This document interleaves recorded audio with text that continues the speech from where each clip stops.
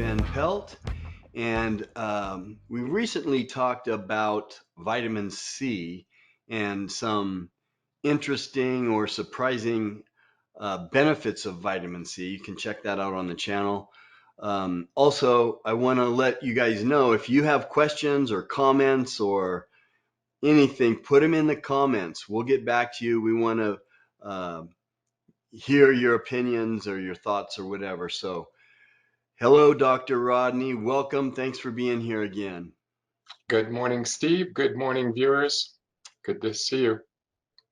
Okay, so let's talk about, we've said some things like, if you, I have anyway, if you're going to take something, take it. So I want to continue with vitamin C and some of the other just details and information that people would need to know about vitamin C to really get benefit from it. What should this was kind of a teaser from our last one, but what should the dosage be? Should it be whatever you can tolerate or you work up to a certain amount? Tell us about what you think about the dosage. Right. Well, thank you. And so you're asking me, and I'm going to give you my opinion on it, and it agrees with others. But you should be aware that there are other opinions about how much we should take. Okay, the US government gives us recommended, this is what they recommend, okay? Daily allowance. They'll allow you this much in a day. Okay, for vitamin C, it's about 80 milligrams a day, depending on whether you're a man, a woman, pregnant, and but 80 milligrams a day that's what the government recommends, that's what you're allowed to take. And You it mean turns allowed? What happens if you go over it? You get arrested or something? well, yeah, I mean, right now we don't really have vitamin police, but who knows, that might be coming. Uh, the that's the same government makes recommendations for animals also, if you're like feeding your animals. So if you have a guinea pig so the recommendations for a guinea pig or a monkey are 10 to 15 times greater on a per kilogram basis than their recommendation for humans. Okay, anyway, it doesn't really make sense. And that number of 80 milligrams that they recommend comes from, that's how much to prevent deficiency disease. It's just the minimum amount to prevent you from bleeding from your gums and dying, from lack of vitamin C, because it is an essential vitamin and we will die without it. So we need it, and that's just the minimum amount to keep us from just like being really sick and dying, in fact. But I don't believe that suggests that's the optimum amount for us. As humans, we don't make vitamin C. We don't make our own. Most of the animal kingdom does. Plants make their own vitamin C too. That's why we can eat that's why we can eat some vitamin C, because it's in plants. And most animals do. I just mentioned two that don't. Guinea pigs and primates don't make their own vitamin C. They can't. But most animals do make their own, and they make a lot of it.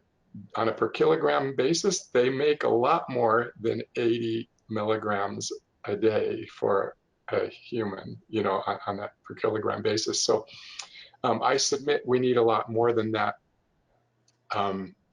And how to take it, I mentioned this at the close of the last video when we were talking about the benefits of vitamin C. How to take it is quantity, frequency, and duration. Okay, so how much do I take? How often do I take it? And for how long do I take it? And so we'll take each of those. How much do I take? If I'm well, okay, I don't have any symptoms. Maybe I take 8 to 12,000 milligrams a day, or more. Like Linus Pauling, big champion of vitamin C, as many people know, he took 18,000 milligrams a day for many, many years. He took a lot. and lived to be old and was quite healthy. A good man. And so, that's an option when we're healthy to just, we can take a lot, just on a baseline to keep myself detoxified and make strong collagen, and do the other things that it's good for. Um, and so, but someone might say, well, I don't know, I don't really want to take that much. And that's okay. If a person took 1,000 milligrams of vitamin C with each meal, that would be something. It would be significant and a significant improvement above no supplementation, which is going to give us amounts in the neighborhood of maybe, if we eat a pretty good diet, we might get in the neighborhood of 100 or 200 milligrams in a day. Um, and vitamin C is water soluble, and so it washes out of our system as we drink water and make urine through the day. It washes its way through our system. So doing good, by the way, on its way through, it's doing good for us. So we're not alarmed by the fact that it washes through and is discharged in our urine. We want it passing through the body and doing its business on its way through. It's an active thing on its way through. So we divide the doses up through the day, though. If I was going to take, let's say, 10,000 milligrams in a day, I might take 2,000 when I first get up, 2,000 with breakfast, 2,000 with lunch, 2,000 with dinner, and 2,000 at bedtime. And I would have 10,000 through my day. When I'm sick, if I have symptoms, I'm going to increase the amount that I take to what we refer to generally as bowel tolerance. Hmm. Turns out our intestines limit how much vitamin C we can take by mouth. When we're sick, our tolerance, or how much I can take, goes up a lot. At one time when I was sick, this was about 5 years ago or so, I took 42,000 milligrams a day by mouth without any loose stools. My body needed it, it knew it, and it took it in, and it helped me. I didn't even know what I had, really. I don't even know. I just was very tired. I mean, just really exhausted. But my symptoms went away as I got that dose way up. Lower doses didn't do it. 10,000, 15,000, 20,000 didn't. You think, well, that's a lot. It is kind of, but it Hmm. didn't take the symptoms away, and I needed more. Got up at 42,000. I developed rumbling in the intestines, and that's the early sign that I've gotten to enough. If you keep going, it'll go right past uh, rumbling to have you running to the commode to, to because it'll cause real watery stools if you get too much too fast.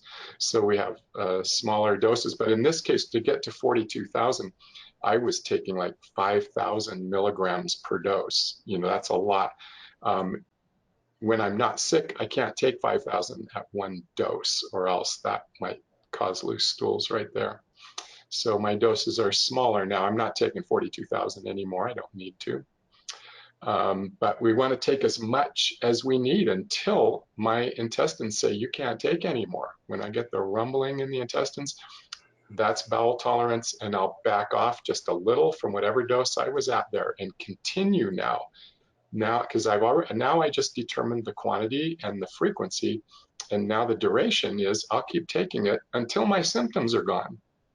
Uh, Andrew Saul, who is a SAUL, who is a big proponent of high dose vitamin C, he had pneumonia once, early pneumonia, and he took 2,000 milligrams every 6 minutes. Wow. That's 20,000 milligrams an hour.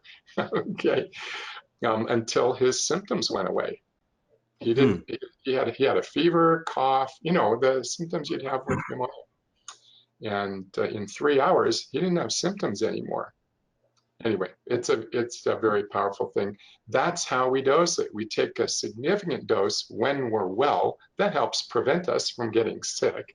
And if I do get sick, I'll ramp that dose up. How high? Not to a specific number. You notice I'm giving you some examples, but I'm not telling you a number. Here's how much you should take if you're sick. Here's how much. You take as much as you can, essentially. You take it to bowel tolerance. And that varies depending on how sick you are. Um, Vitamin C is cheap, safe, and effective. Some people say, I want to eat my vitamin C. You know, I'm going to eat oranges to get my vitamin C. Well, good for you. Do you know how many crates you would have to eat to get, let's say 25,000 milligrams of vitamin C? It's a lot of oranges. I think there's about 40 milligrams in an orange. You can do the math to figure out how many oranges that would be, but it's not practical. Okay, we just can't even eat that many oranges, number one. And number two, it would cost 400 times as much to eat the oranges as it would just to take some vitamin C powder, or vitamin C tablets. So it turns out vitamin C actually is cheap. Some people say if you take vitamins, it comes out in your urine, so you just have expensive urine. Well, firstly, vitamin C did work on its way through. Okay, it had to go through my body, get absorbed, and it's doing work in the body in order to get into my urine. It went through my body and did stuff in there. Secondly, it's not expensive. Vitamin C is really cheap. That's one of the things that puts it at the top of my list. It makes it so accessible, because it doesn't cost very much. And so it is cheap, it is safe, and it's effective. I'll talk quickly about it. Some people have contended it causes kidney stones. Does it cause kidney stones? When you look at the studies, you find out it doesn't.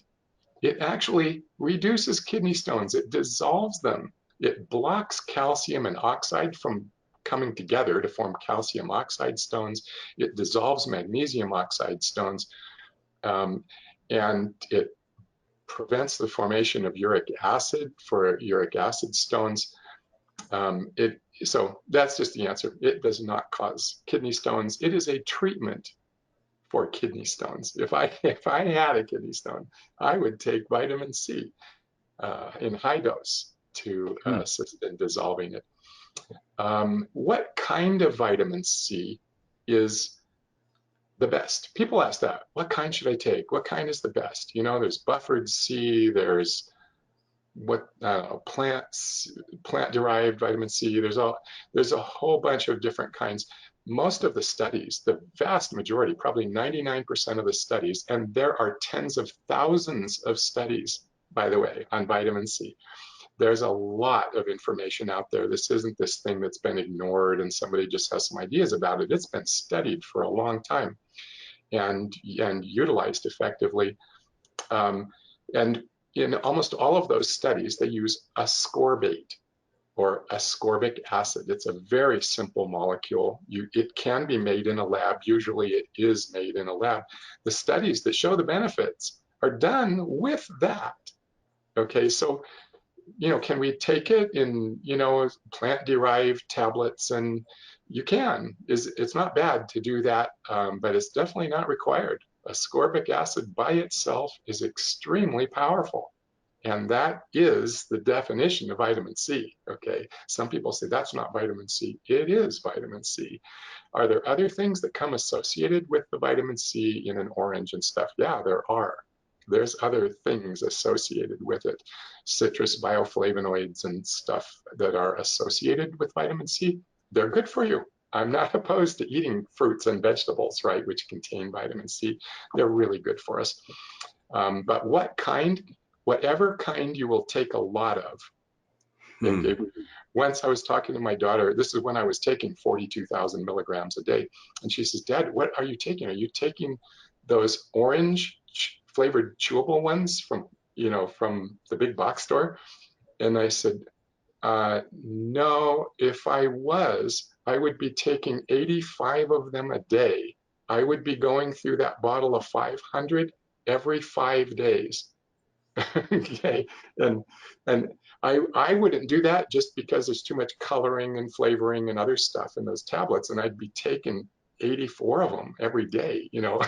So anyway, but whatever kind you'll take a lot of, okay, we just need, what's the biggest problem with vitamin C?